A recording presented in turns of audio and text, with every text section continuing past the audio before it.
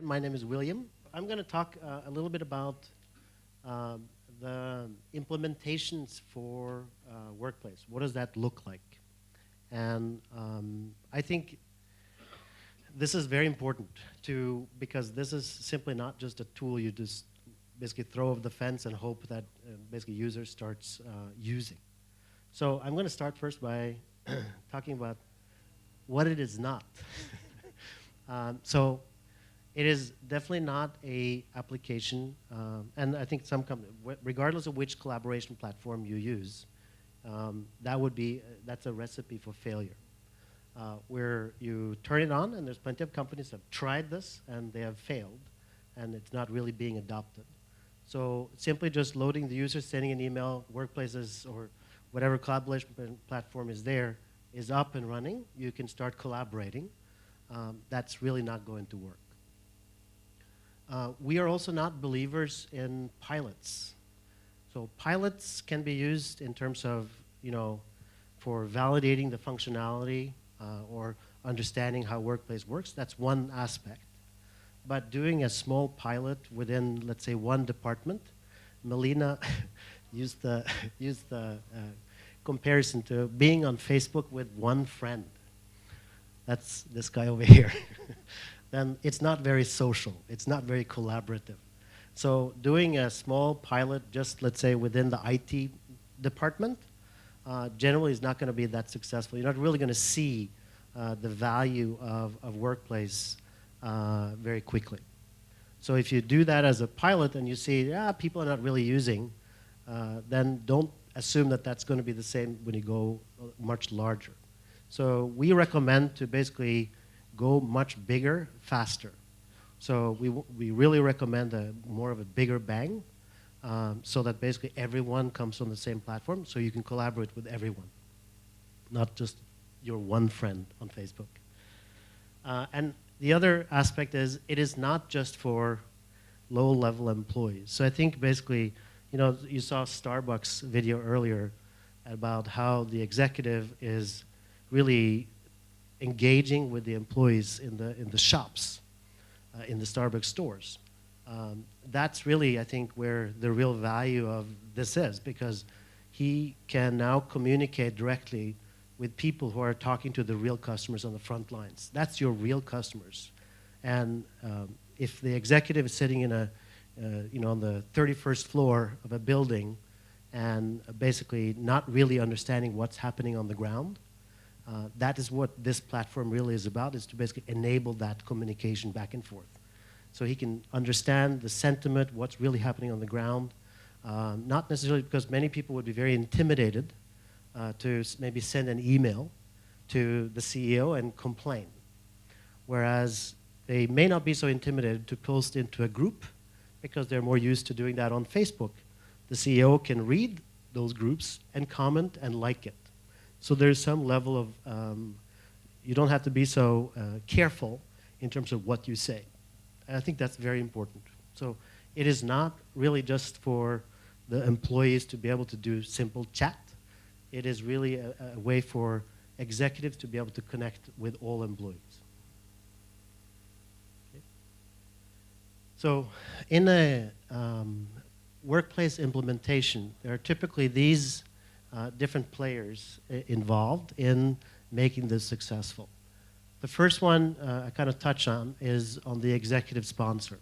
So implementing workplace, I think having top-level executive sponsorship and true belief that this is important for the company is very important. If this is just some IT project that the IT team or HR team just simply initiates, I don't think it's going to be necessarily that successful. So working with the top executives and get them engaged and involved to understand what this really can do for the overall company, I think is really, really critical. The next, obviously, is the project manager, who basically runs the day-to-day project. And then there's the IT and HR leads, who basically works with either the single sign, it could be the integration, getting all employees onboarded. And then this is probably more the most important aspects of actual implementation, is the internal communications. This is after all, a platform to be able to communicate better within a company. So basically start understanding, working with the team within the company who understands the existing communications which is happening within the company. They have to be part of this. The last one, and I'll touch on this a little bit more later, but is what we call the champions. So the champions are, it doesn't have to be department managers, or it could be really anyone within an organization or within a group who would champion basically the adoption to workplace. So they would be involved in the project earlier on. They could be one, there's always in every department, there's one employee who basically, always asks additional questions in all hands, or basically fills up the suggestion box. There's always that one employee who may not be the manager, but that person could be the champion and be engaged in the project early on to basically teach the others within the department, and also basically be driving that communication early on.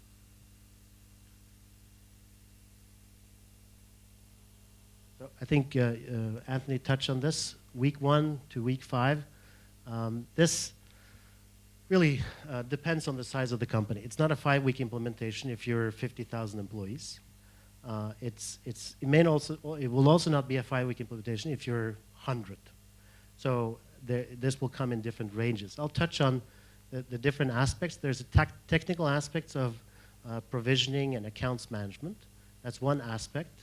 The group structure is really the heart and soul of workplace. So structuring your groups correctly, I think is really working with the different departments, different regions within the company, and doing that correctly is really important, so that basically when people log in the first time, they are in their logical groups so that they are normally communicating with. The champions, we'll touch on this again, and the top executive engagement also is another stream into the implementation timeline. I'm going to jump through these a little bit later, so I'm not going to drain this. So we've kind of put together estimated implementation timelines. This all really depends on a lot of different factors.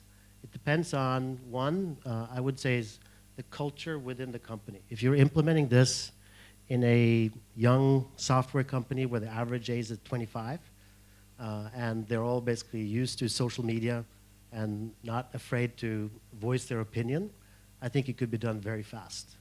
But if you were a manufacturing company where the average age is maybe 48 and half of the employees may not use Facebook, it would be a much more challenging undertaking. So I think there are a number of factors really that will drive the duration of a project. So, in a small company, like in my company, we implemented Workplace basically in 2 days. I just sat and loaded all the email addresses up and basically created the groups that I thought was reasonable, and then we were up and running. But if you're a global company like, I think, Singapore government, they've taken, how long? Like about a year and a half, or? No, okay, so about, okay, so 8 months, 8 months. That's 120,000, 140,000, isn't it? Yeah.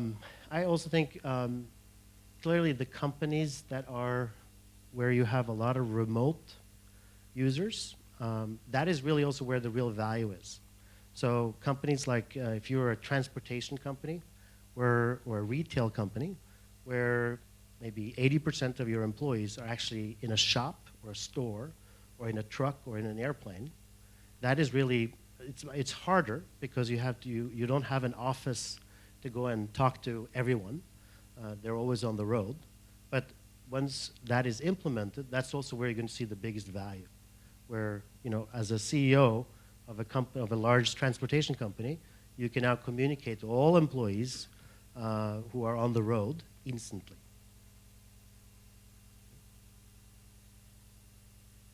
So we're gonna talk a little bit about the executive engagement, the 5 pillars of success for an implementation. The executive engagement, the technical integration, the group structure, and the communication strategy, and then what are these champions and what are their roles? As I mentioned earlier, this really is where the executive team, maybe like Anthony mentioned about the way it was communicated, was through a break room board, right? Where basically half the people probably never reads it. Or I've certainly worked in many large companies where I get the email distribution list of some announcements. I usually just delete it or put it in, or leave it unread for years to come. I think, and that's really the mode of communication today. With workplace, this can really change. When you can use video and engage with employees live, and they can provide feedback instantly, like you saw in the Starbucks video, that really can change, and basically people feel more connected. When I basically can or I can make a comment that my CEO sees or comments back on, I feel like I have some level of connection. If I just get some kind of boring newsletter once a month that I never read, I'm not really connecting. That's really, in my mind, where the executive engagement and bringing them onto workplace and having them be active is really important. So I'm just going to touch on some of the kind of examples. In a project, we would want to work with the executive team within the company, get them really trained, and some of them clearly would be more gray-haired than the employees, because they are the senior executives in a company.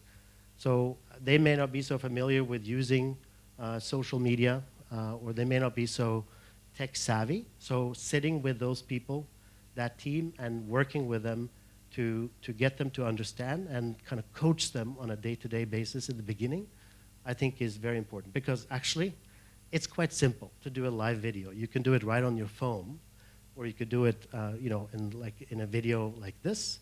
There are many different options, but it's quite simple. I'm not going to drain through this, but you get some of the ideas in terms of what an executive should be doing to engage his employees or her employees.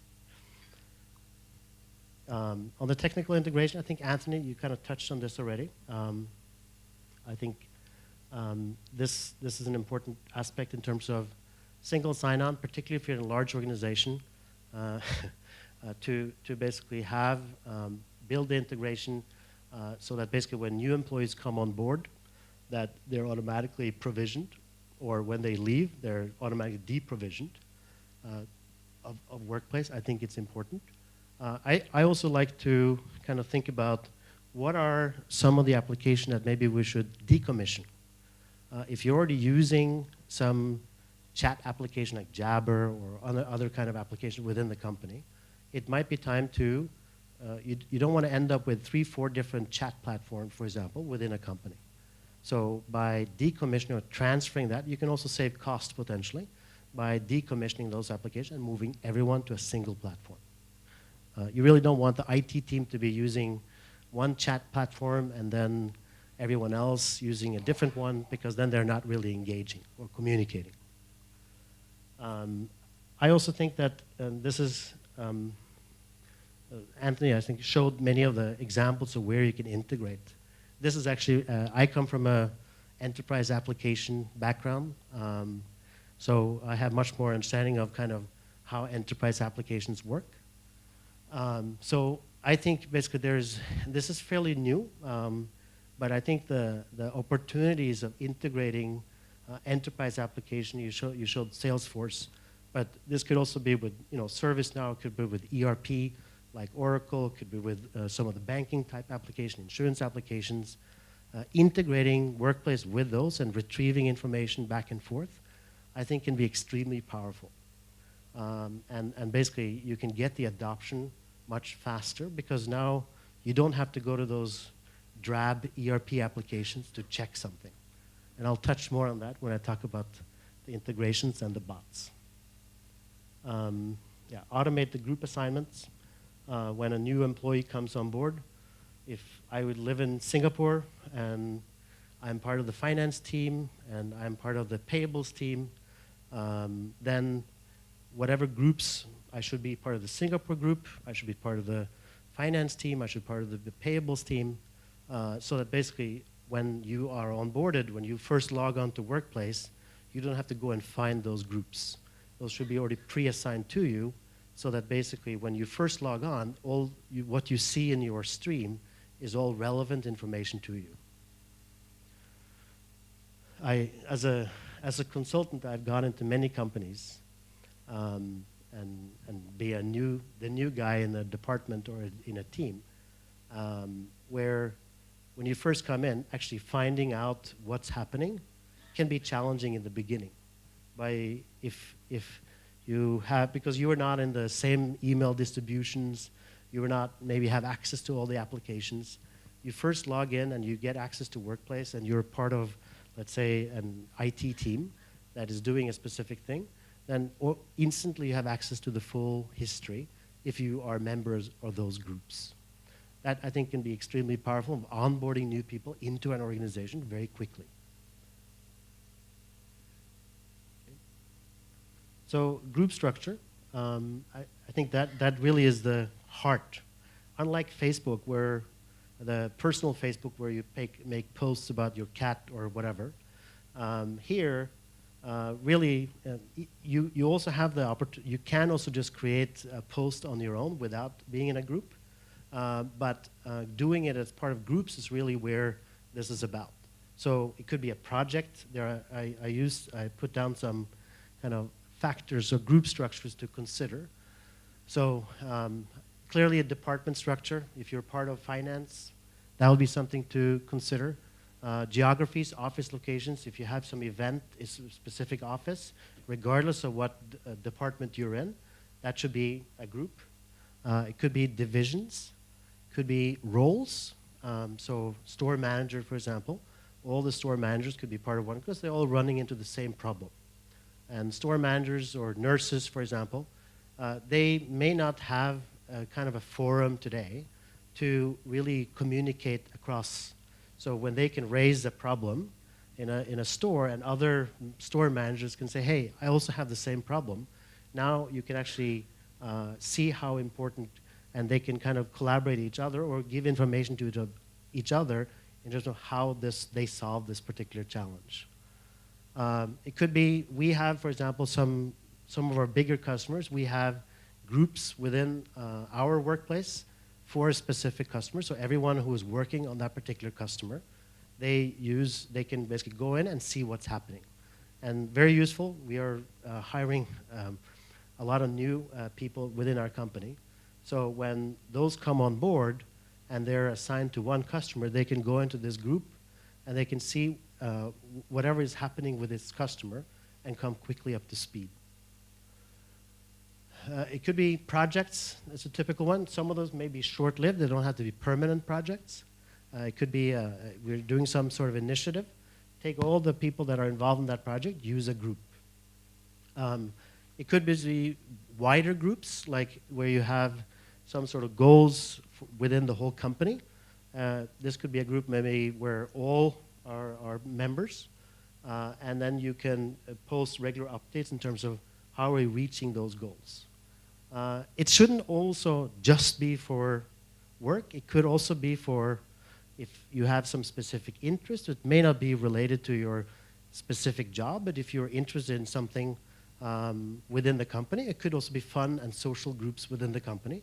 But you want to try to focus, obviously, the posts that you're doing on Workplace, not about your cat's behavior, but more about work-related kind of activities. We talked a little bit about the external groups or cross-company groups, which I think can be very powerful. I mean, we're using this between us and Facebook, for example. We're also working with a few other partners. We are now starting to use cross-company groups between us and them as well. That proves very useful because now you are let's say a supplier, for example, you can be communicating back and forth and everyone knows what's happening. It could be customers, insurance agents I talked about. It could be car dealers. If you're a car manufacturer, you want to be able to communicate with all your car dealers. That could be another type of example where you can utilize these cross-company groups.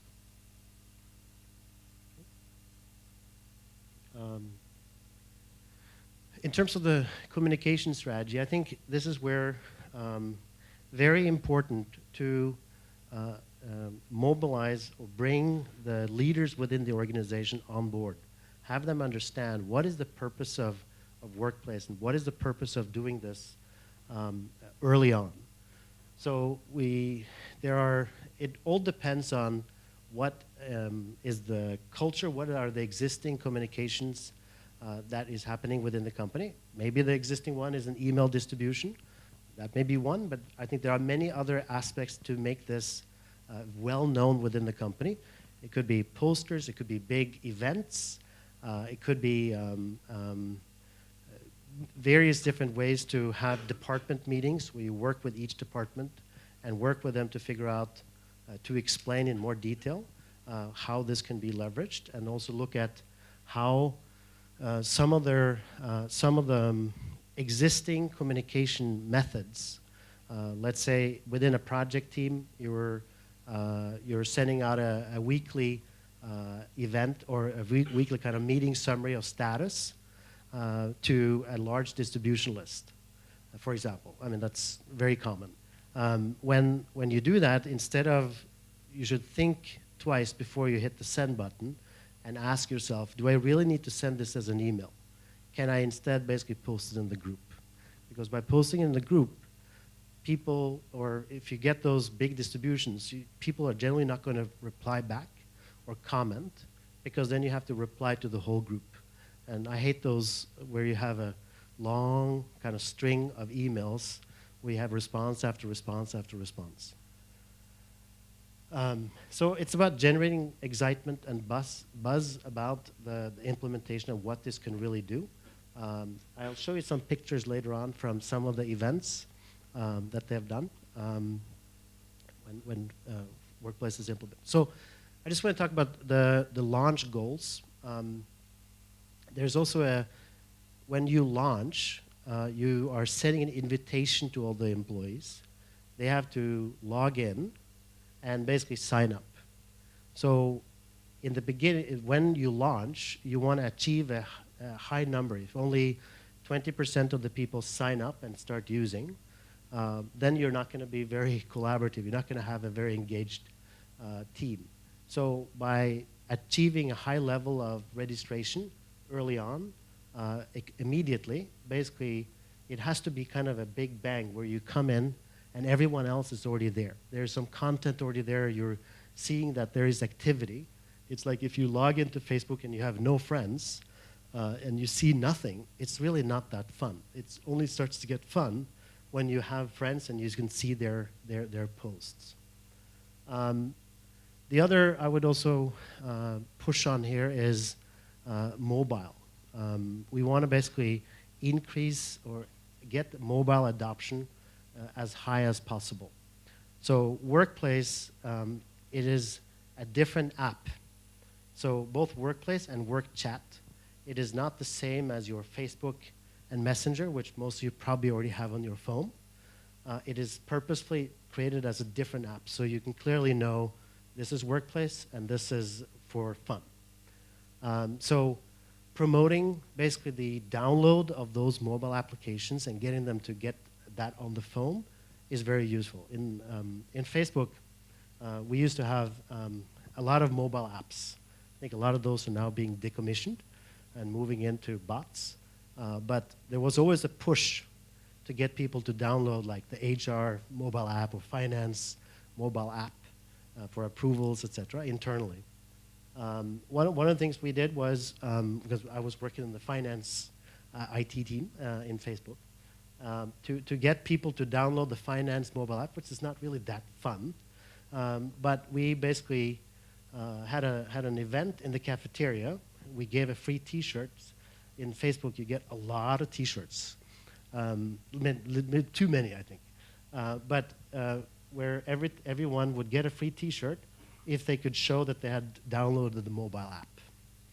And then, so there are many such activities that can be done to basically drive that adoption up. But getting the mobile app up to, what is the target? Is it 70%, 80%?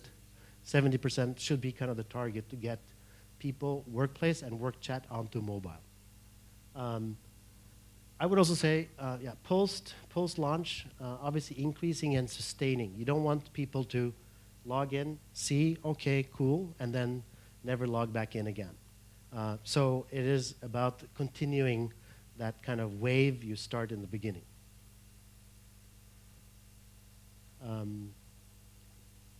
want to mention this is that when we're talking about communication, we really have to think about the audience that we're dealing with. So if I'm talking to store managers or I'm trying to communicate with vice presidents within, let's say, the company, then they need to understand what are they going to get out of this. And they have to understand, basically, get how you message a VP in a bank, for example. There's lots of VPs in banks, but how you message those are very different than how you maybe message a shop floor. So basically, considering who you are talking to and how that should be messaged is very important. So there are many different teams, and how they would respond to it would be very different. So I think that's another key thing to think about. It's not just one means of making, let's say, one fun event. Some of the VPs may not really attend to that, whereas other means of communicating with those teams could be much better. So we talked about the early champions. I'm not going to drain this, but the champions are really that one guy in finance or team in the AP team who keeps asking, kind of always raising his hands, asking questions. Those are probably your best champions. Those that are kind of engaged, those are always basically filling up the suggestion box. Those are the people that I think basically should be those champions. It doesn't have to be the manager.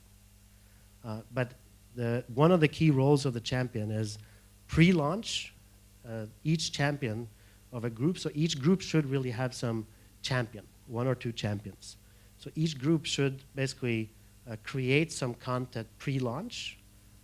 So we give access to only the champions at the beginning so that they can create some content prior to launch. So that when you launch this to all employees, the first time they log in, it's not just a blank page. And then you don't know really where to start.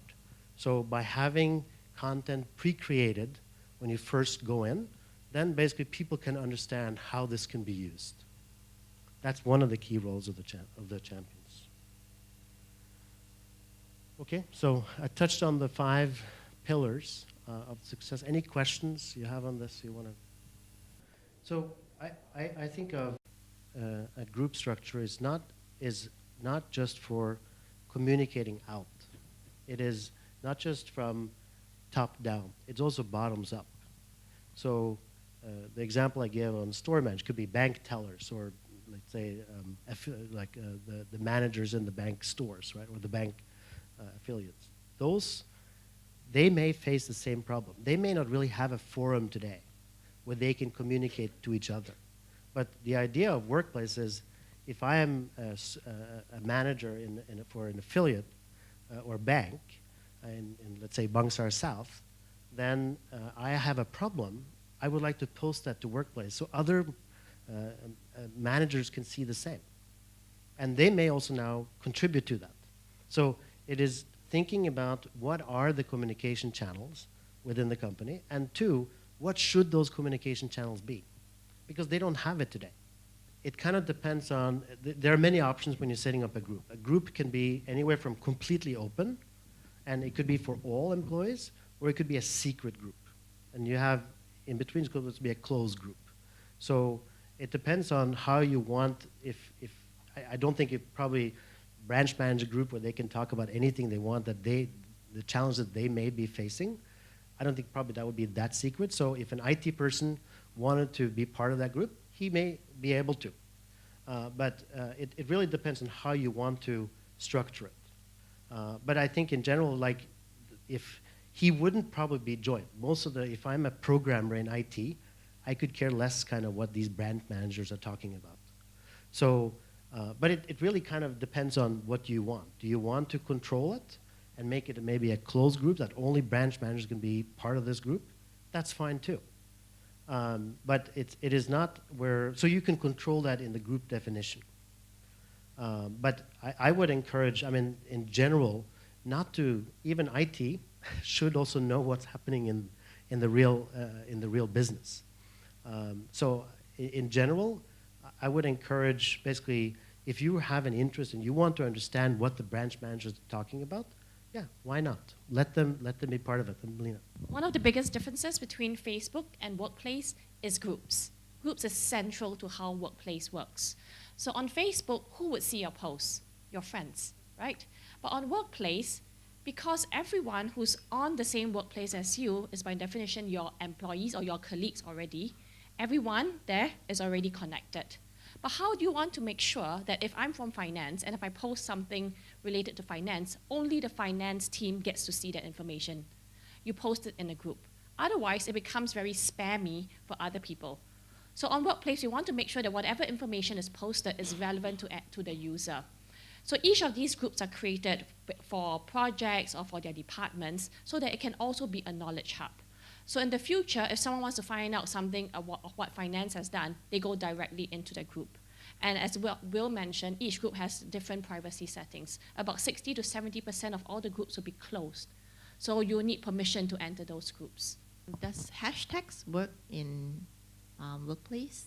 Because I mean, if you're gonna go through like a knowledge base, I think a lot of apps nowadays use like hashtags to, let's say, hashtag finance policy, and all the relevant posts on finance policy comes up. Is there some way to filter down certain topics? So the first filter is by groups, right? So if you wanted to find something about finance, you don't just search the entire Workplace, right? Because that's just going to be too many posts. So you first go into the right group, and within the group, you don't need hashtags. You can just search within a group. No, you can search. You can do a search on the group itself, yeah. So one of the things that Facebook has worked on, because Facebook obviously has worked on many of these projects, they have created a set of accelerators. We have our own that we are also developed. But these are some samples of some of the Facebook accelerators that they have created. So this is an example of some of the posters that you may want to create to print out and get printed, to be able to create some buzz about the launch. I'm just going to go through this real quick. Some of the guidelines. So there is a lot of work that's already been created and ready to be used. So you don't, in a project, we don't have to create everything from scratch. That way because the guidelines on how Workplace should be leveraged is not going to be vastly different between the different companies. Okay. I'm just going to show some pictures from some of the launch events on Workplace. I'm just going to scroll through this real quick. But I think it's that initial launch, making it big, because if users are trickling in, if the people only log in like a little by little, and there's not enough activity when you first log in, you kind of lose interest. If you first log in and there's nothing there, what is then going to drive you to log back in? Right? So, for example, Workplace is my homepage. So when I just open up my computer in the morning, the first thing I check is Workplace. Within our company, we don't really use email within the company. Now, obviously, we use email when we're talking to external people, but within our company, we pretty much basically use Workplace for almost everything. And I think basically that, basically, because when you create that culture and new people on board come into the company as well, they may be not used to it as well, but the learning curve for new employees as they come in is very short because they're all basically used to using Facebook. Okay, that's all I had on the implementation approach.